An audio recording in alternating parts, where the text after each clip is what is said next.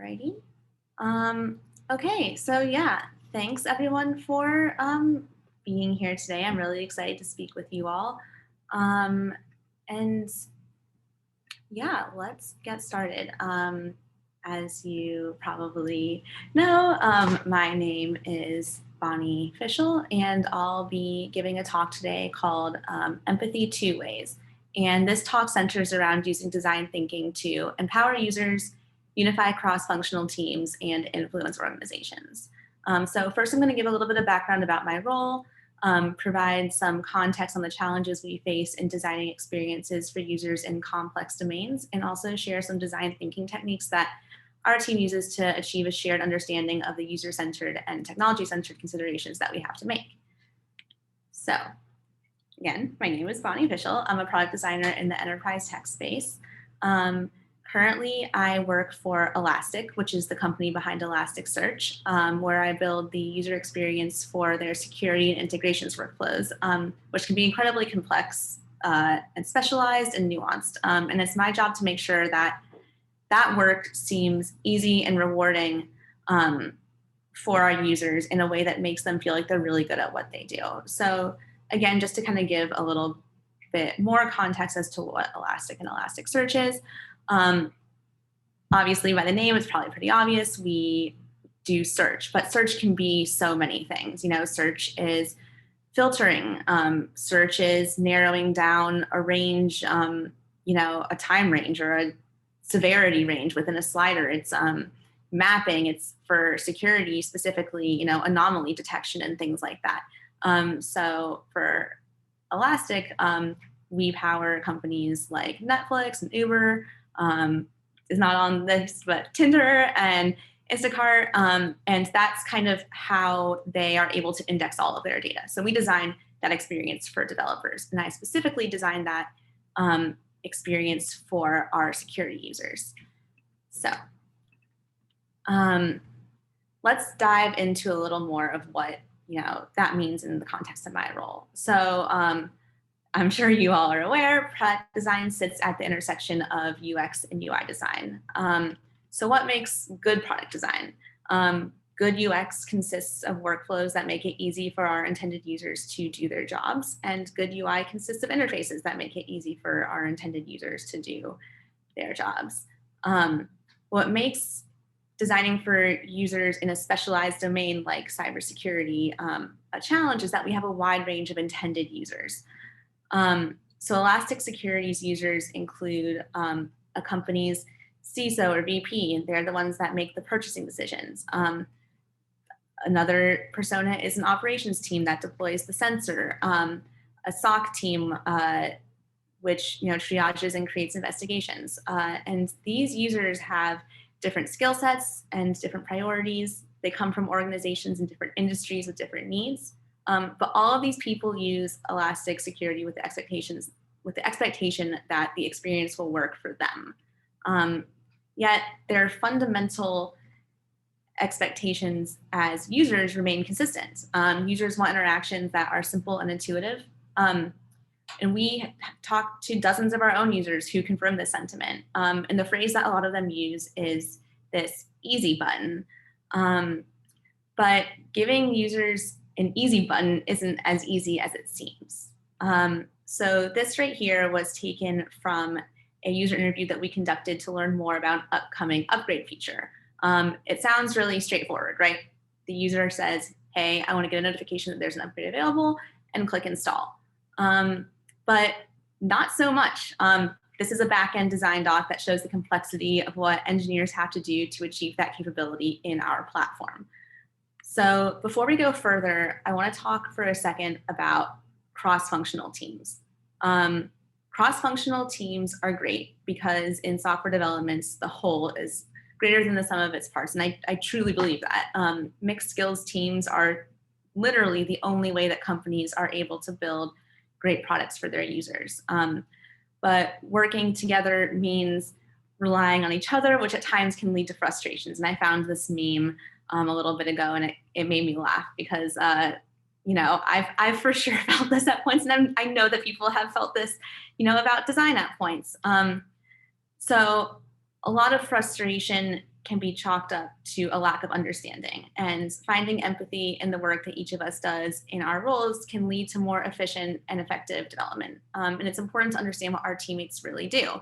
And vice versa, it's important for our teammates to understand how we as designers think and the principles upon which we operate. So thoughtful design doesn't just present the underlying data model to users in the interface. It's critical to investigate how to present complex data relationships in a way that makes sense and is memorable to users. And that's kind of the crux of, the sentiment that the user's mental model doesn't necessarily equal the underlying data model. And this is a fundamental rule of experience design. People in other roles might not have these considerations and may view feature development through a different lens.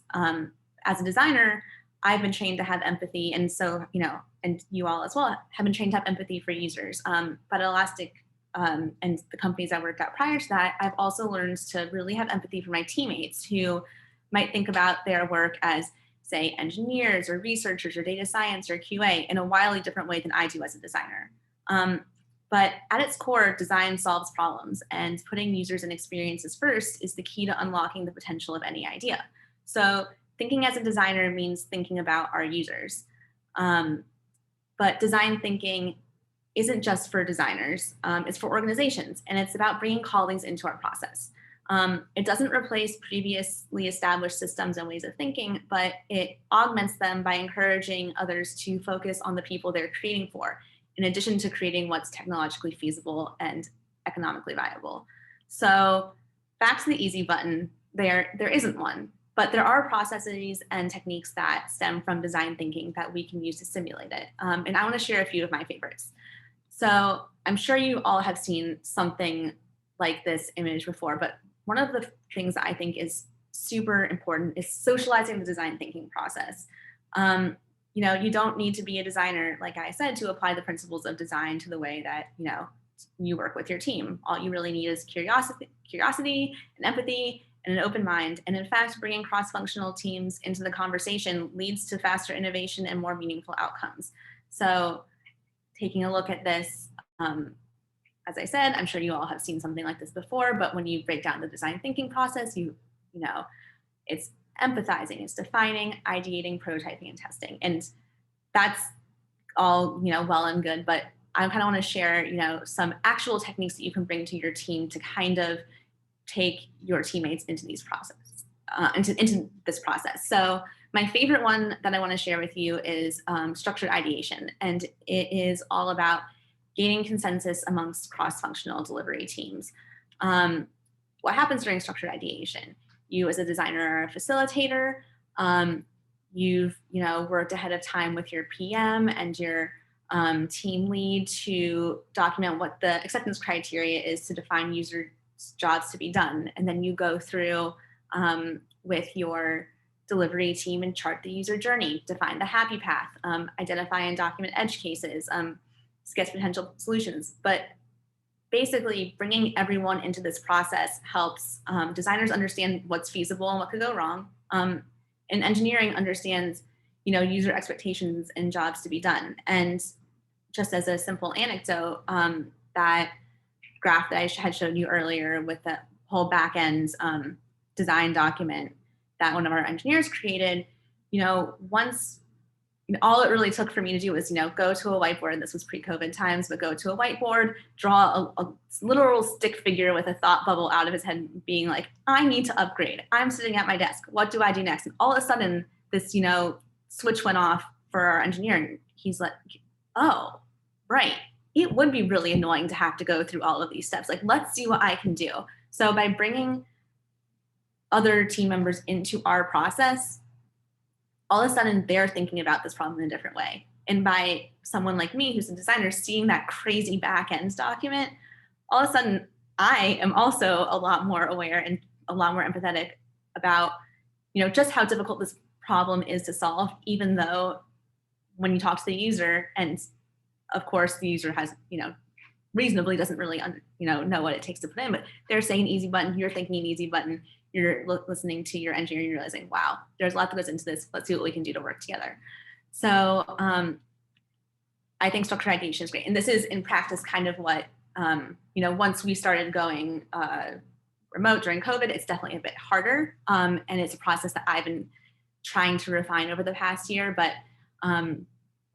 listing out this AAC, so acceptance criteria, charting this user journey, didn't get to do any stick figures for this one. And, having people then sketch things and just scan them in and send them in. It's something that fundamentally with my delivery team and at my company it's fundamentally changed the relationship and the working rapport between designers and engineers. And I think it's one of the things that's made the most difference in my career. So love talking about structured ideation, but I also want to talk about other things you can do with your users. So additional techniques that you can do practice are invite engineers to your user field studies. One issue that we really deal with in cybersecurity is, especially at Elastic, which is primarily a dev tools company, is, our engineers think that they are the users. And in cybersecurity specifically, they're not. There aren't SOC analysts. None of us have experience working in a security operations center and seeing kind of the tedium that tier one analysts have to go through and understanding exactly what that workflow is. All of a sudden, those pain points become so much more evident to people. If you're not able to bring your engineers into the user research process itself, make sure that you have a repository where you can share your user research insights that's publicly available within your company. And then, just share, vocally whenever something comes up and, send that link over. One thing that's also been really effective for me is talking about what iterative design means to our users.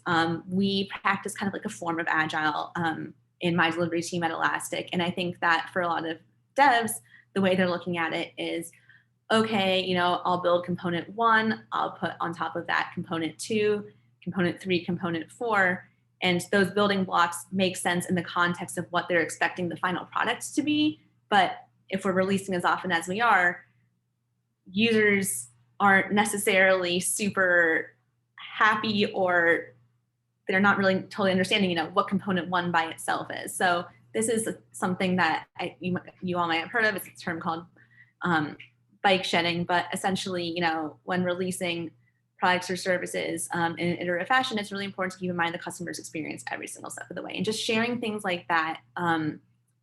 I shared this in an email to, honestly, the entire dev team at Elastic, which is like 1,000 people. And, I got awesome responses that made me so happy. People were like, I get it. And it's just, doing this sort of socialization is really important. Another thing to kind of socialize are, evidence-based UX patterns. So it's one thing to take what a team member says at face value. It's definitely the path of least resistance, but it's certainly not the path that, is generally taken in real life, especially for your very likely thoughtful and logic-oriented developers on your team. A lot of things that seem really intuitive to us as designers because we've, had the education and we've had that practice, they aren't necessarily as intuitive to devs, and it can be really helpful for them to kind of understand the exact, psychology and the exact, scientific, evidence that this is rooted in.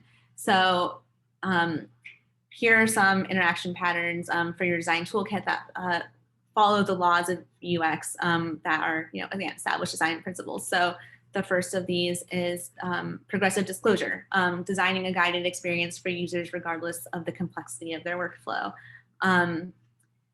In practice, this means deferring advanced or rarely used features until they're needed. This is really helpful for accommodating users with different skill sets and different end goals. And it's also an example of the Primo Principle, which states that for many outcomes, roughly 80% of consequences come from 20% of the causes. This hides the edge cases from the majority of users and lightens cognitive load for those with more difficult tasks by forcing them to focus on one action at a time. So that also takes, Hicks law, which is another law of UX, into account. So just thinking through additional patterns and principles that you can employ. Chunking, so, putting like items together and visually separating them from others. That's, Miller's law.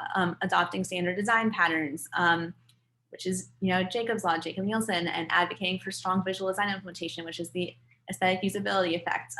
one thing that's huge for Elastic, and I think just now with the way that tech is designed in general, having flexible forms and inputs, that's Postel's law, and all of those things, obviously, especially that last one, like that's a big lift for your engineers. But just being able to kind of root those in a sort of established, principle or something that's established based on psychology and things that have, been studied, that's really, really helpful.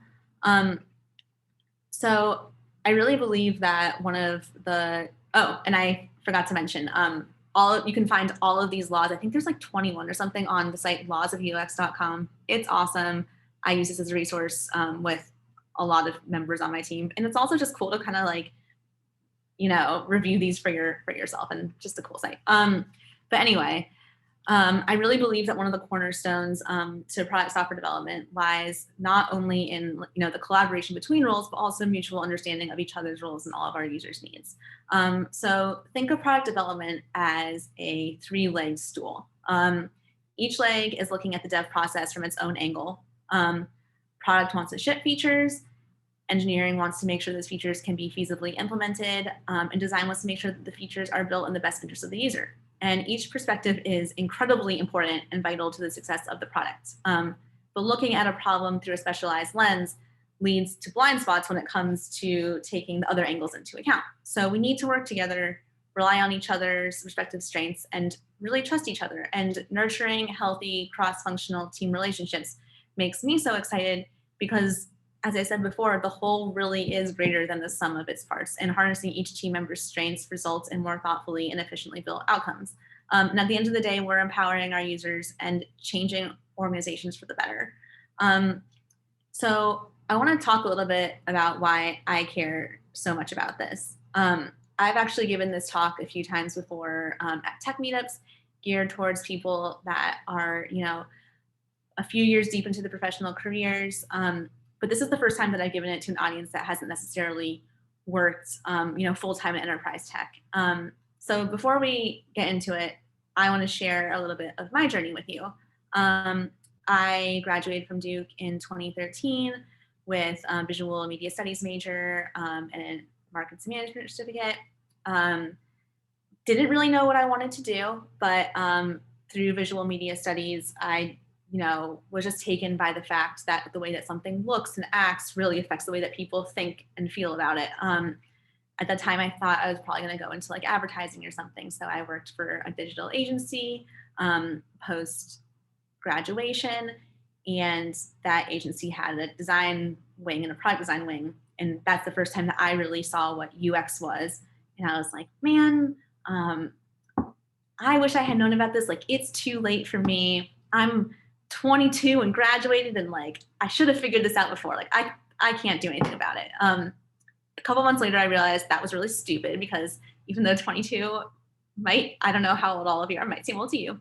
It's really young. And I got an offer to work at a super small startup, just like doing design in all forms. So I'd obviously continue doing marketing design, but I would also be doing like some of their UX design. And I realized in doing that a lot of times when I had to, justify decisions that I made, I wanted to be able to say more than, I just feel like this is right. So I decided to go to General Assembly. I'm sure you've all heard of it. After that, I worked in some UX UI roles in more B2C companies. So I worked worked the checkout process for like Total Wine, worked for some healthcare companies. And in 2018, I got a job at Endgame, which is an enterprise cybersecurity company and product design. And in 2019, we were acquired by Elastic, which is a publicly traded company and covers, like I said, search, observability, security, the whole kind of array of enterprise tech. And around the time when I was at Endgame, so my first real, foray into kind of like B2B enterprise tech, I came to a realization. And at this point, I had spent time and money and mental energy, learning as much as possible about my craft. And while everything I learned was useful, at the end of the day, there was definite like misalignment in how I thought I would be spending my day to day as a designer in tech versus my actual day to day. And so I realized, I know that was pretty long winded and I apologize for that. But I realized that, giving this talk to the specific audience has deeper implications than the audiences that I have talked to previously. And I want to hone in on this from a few different angles. So the first is, what it takes to get the job versus what it takes to do the job well. In general assembly, in a lot of the, articles I read and online things I looked at, you're constantly taught to, or what you're taught about is prioritizing, what you should be putting in a portfolio, which is obviously extremely important. That's how you get the job. But what you're doing day to day isn't really the stuff that you're preparing, isn't, equivalent and similar to the stuff that you're preparing for your portfolio. We're taught a lot about what to produce, but we're taught about how to produce it under conditions that don't really reflect the reality of working with a cross-functional team, which, especially in tech, I can't really speak for other industries, but like that is what your reality will most likely be. So like the tactics and processes that work best in a contained, quote unquote, ideal environment are very different from the processes that work best in the context of our actual environment. What I mean by that is a lot of times, or at least in my experience in boot camps, for example, you have all the time in the world to really go through your research process, your, prototyping process. You get to be in control of all the decisions that you make. There's so many more, like I said, that three-legged stool that doesn't exist, in these, in a lot of these educational environments. And it is a huge part of what you'll be dealing with as a designer in tech. So it's, these different sort of skills are really important to learn. And we're taught about empathy and we're told that good designers are empathetic, which is true.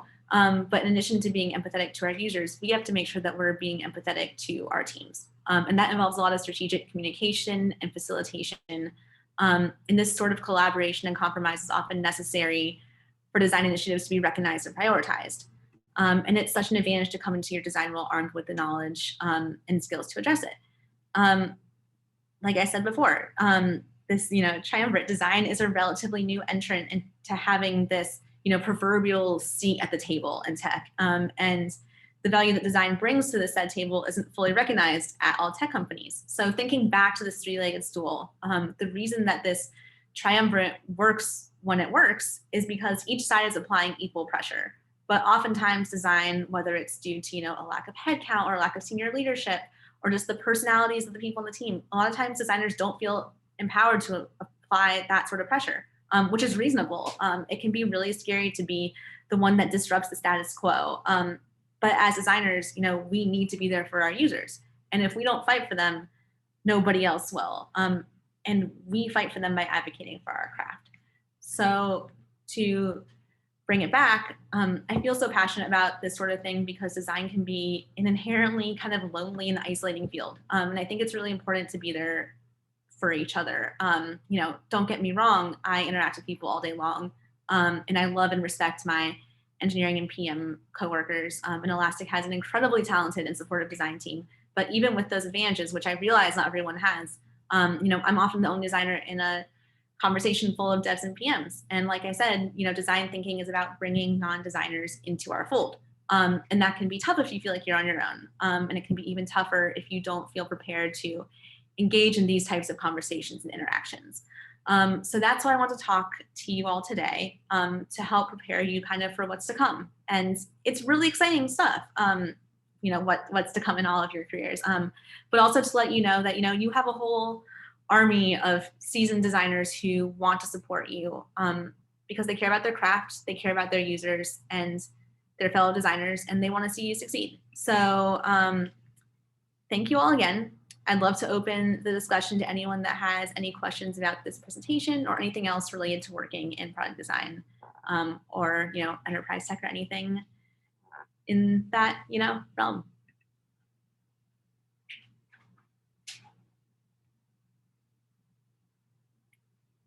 And if not, then that's cool too. Yeah, so if anyone has any questions, feel free to just, leave it in the chat, or if you feel comfortable, you can unmute and then just speak directly to the group. Either way works.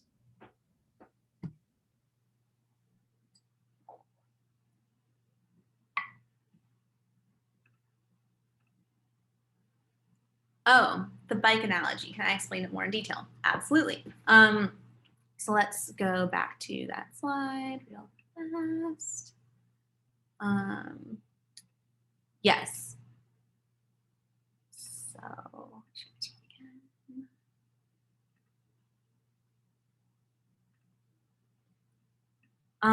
so this idea of bike shedding, I have an explanation here that's probably more eloquent than what I can just say off the top of my head.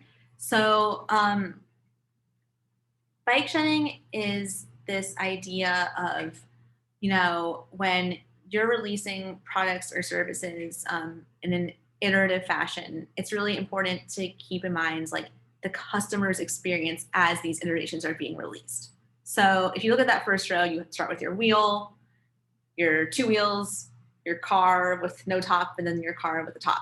A lot of times, especially in an agile environment, you are releasing quickly. And a lot of times, devs want to they want to get out the work they release, and they almost feel like, why did I even do this work if they're putting in work, throughout a short release cycle and it's not being seen.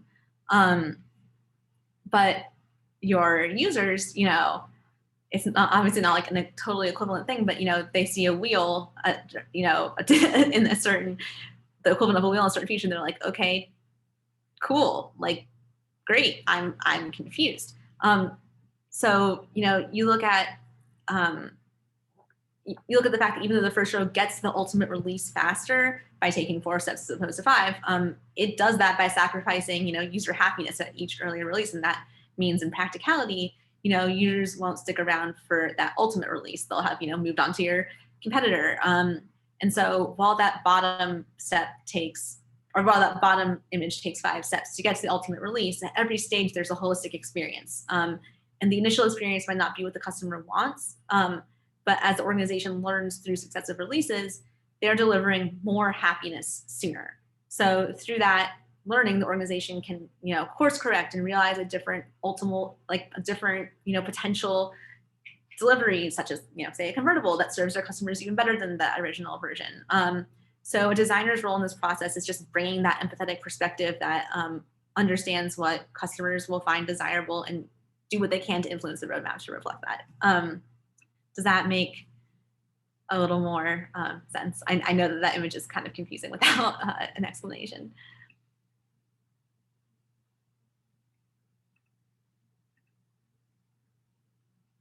And yeah, if there's any other questions, definitely, speak up, don't be shy. But again, no pressure if there's not. Yeah. Yeah, maybe if I could ask a question, just like, do you have any, I guess, advice for people participating in IDEATE, for example, when it comes to gathering like these types of user feedback and everything, especially given that like the timeline for this event might not be like as long as like for like a sprint type, I guess, writing and everything like that?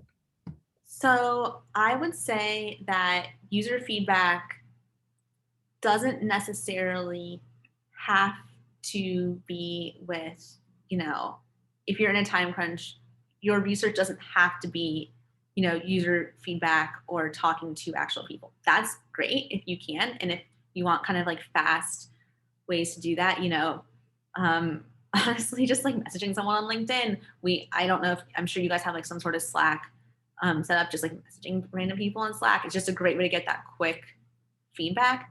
But I would argue that there's other forms of, research that could do well in a situation where you're not able to get that data that you need. One of those is competitive research. One of the, just seeing what patterns some of, people that are kind of solving your use case have employed, and, examining what's worked and what hasn't worked.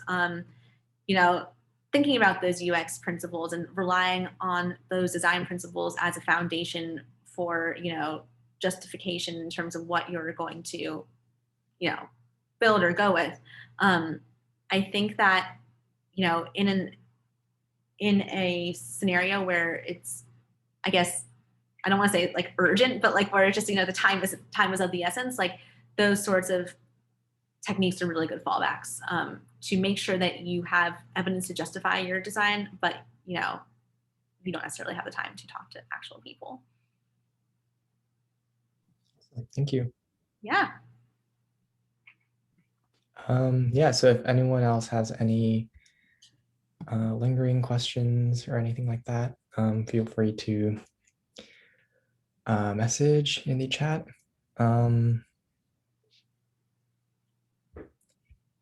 If not, then I guess, again, thank you so much, Bonnie, for taking the time out of your busy schedule and everything and coming to present to everyone here. So yeah, thank you.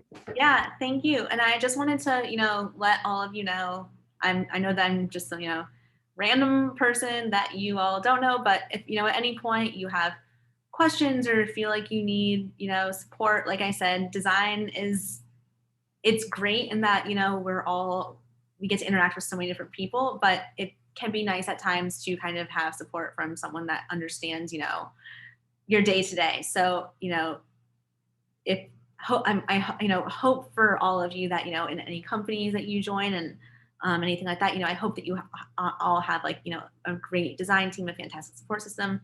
If you ever don't feel like you have that, always know there are people there. And if you can't think of anyone, reach out to me. I've been there. Don't know if I can give you good advice, but I can listen to you and I can, help support you. So just wanted to put that out there. And yeah, everyone have a great rest of your day and have a great, design thinking conference. Awesome. Thank you. Okay. Thank you. I actually have a quick question. Sorry to bring it up. Like, no worries. Here, let me turn my video. So I just thank you so much for talking about how you got into this field, because I'm currently in a very similar place as you were, coming out of college, 22 years old, graduating soon, not sure what I'm doing. Yeah. But I also recently realized UI UX could be something that I want to pursue, but also having the same exact feelings that you talked about, being too late almost. Mm-hmm. And I know you talked about your experience with General Assembly, the boot camp, mm-hmm. and also the flaws of that kind of insular portfolio experience. Mm-hmm. I was wondering if there's a different avenue of learning that you would recommend, knowing what you know now, considering the real workplace experience, having to kind of interact with all these different departments. But yeah. So I don't know, what other potential career options you're thinking through, but one thing that I guess I'll tell you something that really helped me go into General Assembly, and also something that I wish I had done. So something that really helped me was being that visual studies major and having, it's not, a visual arts major, but there are a lot of overlapping classes. So going into General Assembly, knowing how to use, dating myself, but knowing how to use Photoshop and stuff. If you know how to use, it's even better now because Figma, which is generally what I think most people use, some people use Sketch, if you know how to use any Adobe product, using Sketch or Figma is literally the easiest thing ever. So just having an understanding of the tools, I think, is really important. One thing that, keeps being repeated to us in General Assembly is the tool doesn't matter. All it matters is the way you think. That is true for people that know the tools, but I definitely noticed that there were people that, came, I think someone was in my cohort who'd been a lawyer and super, super smart guy, obviously, but he didn't know the first thing about how to use any of these tools, and he struggled because they kind of operate under this assumption of oh yeah, it's just changing the way you think. Getting, leveled up on those tools will help you out a lot. And especially now these days, they're not even that hard. Another thing, one thing that I didn't do that I wish I had done, I think that once you get into tech, it can be and you gain those skills just working with a cross-functional team. So say that, you are interested in being a PM or even like in, marketing and tech or something like that. Once you kind of get your, like, I don't like saying, but like your foot in the door, it can be easier to kind of switch over. I was stupid, and Duke, has this amazing like recruiting thing. And every single person that I was friends with or knew used that and got a great job. I thought, I don't think I just had so much self-doubt at that point. I was like, I don't feel ready to like go through this recruiting thing. I didn't go to a single recruiting event. I actually didn't apply to any jobs. This job fell in my lap working at a digital agency. I took it, and that was probably my biggest mistake. Like, try to find Duke is doing a lot of things to help you find a job. Take them up on that. So many of my friends ended up their first jobs out of college were like, and then they weren't necessarily in tech, but they were like at Facebook or like at, Uber or whatever. And looking back, like I had the same I had the same GPA. Like I don't know what was wrong with me, but getting your foot in that door can be a very good thing. And I would highly recommend doing that. And I'm sure that's very obvious advice to literally everyone, but just in case it's not, just putting it out there. That can be helpful because to bring it back, that like it gets you in that environment, and then you kind of know what to expect. And then say that you do end up wanting to go into design, you end up going somewhere like General Assembly. At that point, you already have these facilitation and communication skills, and you know what it's like to work with these other teams. Now what you're doing at General Assembly, and they do a good job doing this, is teaching those design theories and design-based principles. So yeah, that's my response. Sorry, it's very long-winded. No, thank you so much. That was super helpful. All right. Thanks, everyone. I know that we're finished a little bit early, but I will give you some time back, and I hope you guys have a great rest of your day. Awesome. Thank you. Yeah, bye.